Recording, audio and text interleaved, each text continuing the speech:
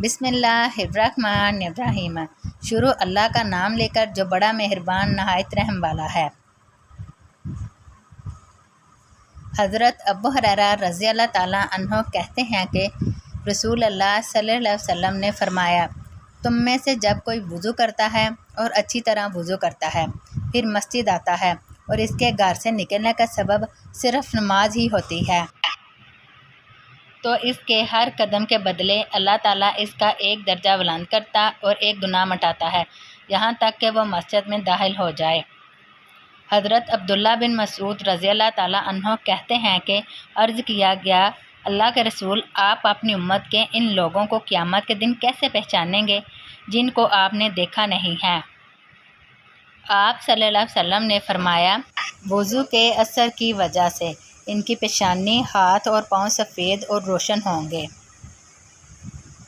حضرت اسامہ بن شریک رضی اللہ تعالیٰ عنہ کہتے ہیں کہ میں نے اعرابیوں کو نبی اکرم صلی اللہ علیہ وسلم سے سوال کرتے دیکھا کہ کیا فلاں معاملے میں ہم پر گناہ ہے، کیا فلاں معاملے میں ہم پر گناہ ہے؟ تو آپ صلی اللہ علیہ وسلم نے فرمایا، اللہ کے بندو،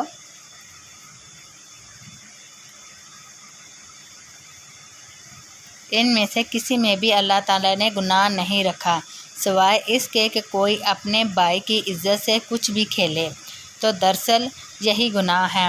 انہوں نے کہا، اللہ کے رسول، اگر ہم دوا علاج نہ کریں تو اس میں بھی گناہ ہے؟ آپ صلی اللہ علیہ وسلم نے فرمایا، اللہ کے بندو، دوا علاج کرو، اس لیے کہ اللہ تعالیٰ نے کوئی ایسا مرض نہیں بنایا ہے جس کی شفا اس کے ساتھ نہ بنائی ہو سوائے بڑھاپے کے۔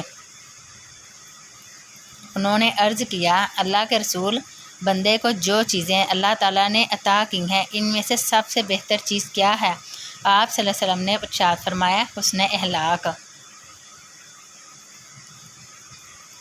حضرت جابر رضی اللہ تعالیٰ عنہ کہتے ہیں کہ میں نے رسول اللہ صلی اللہ علیہ وسلم کو فرماتے ہوئے سنا، سوتے وقت عصمت کا سرما ضرور لگا، کیونکہ اس سے نظر نگاہ تیز ہوتی ہے اور بال اگتے ہیں۔